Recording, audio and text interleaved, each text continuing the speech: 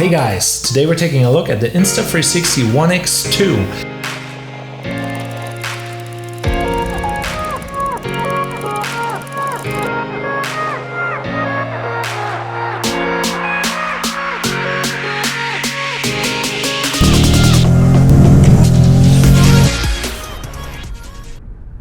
This is basically a 360 camera for around $420-ish. Probably the most exciting camera you can buy in 2021, and I want to share today why. First off, if you're interested in 360 stuff, hit the like button. I'm currently very excited about it because this is a very creative tool for content creators right now. So now let's talk about some tips so you get better footage with your Insta360. First off, everything should be 1 meter away because then the lens is sharpest and it's not too far away. After like 1.5 meters or whatever, or like 3 feet. So I shaved and had spicy noodles just in case. This is now an arm length, 2 meters.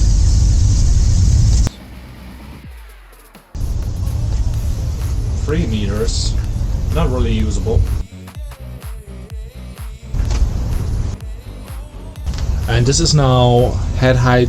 The second part is chest height. That will give you the best angle because everything closer to the lens will be bigger. But if it's chest high, your head and your feet will have the right proportions, or somewhere in the middle. You could also go a little bit lower. I would not recommend putting it on the floor because then your feet are way closer to the camera than your head and you will get a really weird effect after you zoom in. Also, another tip, don't shoot in a cluttered place. Basically have empty surrounding, place this in the middle, have one highlight next to you, what you want to focus on, or have a nice pattern because that will look really great on those tiny planet shots. Tip number 4, don't zoom in too much. So like I already said, this has 5.7K, sounds good, but on paper, if you zoom a little bit in, that's okay. If you zoom out, you get more detail. And that's what you kind of want. Zoom a little bit out or a little bit in, or do all the way zoom out so you have the most quality. But that will give you a very weird effect. But in the end, it's also really usable and really detailed. But I go the middle route, I would say. Tip number 5, avoid low light at all costs. This is an action cam made for the daytime. It's usable in dark environments, but yeah, I would not really like the footage. Like I said, don't really use it at low light. Use it midday or before golden hour or at golden hour.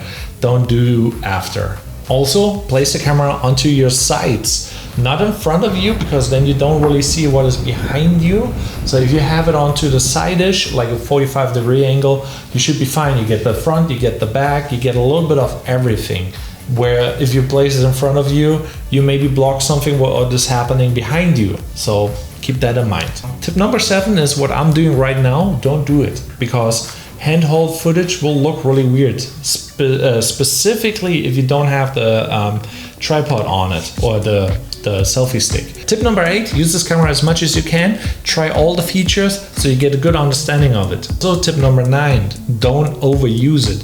Just because you have a 360 camera, don't put it everywhere because like the quality is not that great, but it's really creative. So you want to sprinkle those clips once in a while in there. So it just adds to your footage in the creativeness instead of just like being like, oh, this is now your creative thing. Everything is 360. If you have more tips, please comment down below because I'm new to 360 photos and videos, but I really enjoy it right now. And I'm very curious about like doing a vlog with it or trying different other things. And yeah, trying to do some more cinematic stuff with it. But like I said, I don't want to overuse it, so I just sprinkle it in once in a while in my Instagram feed, so follow that. So if you like that content, please hit the like button and don't forget to check out my mugs, create before consume. Will support the channel a lot, and yeah, I hope you have a blessed 2021.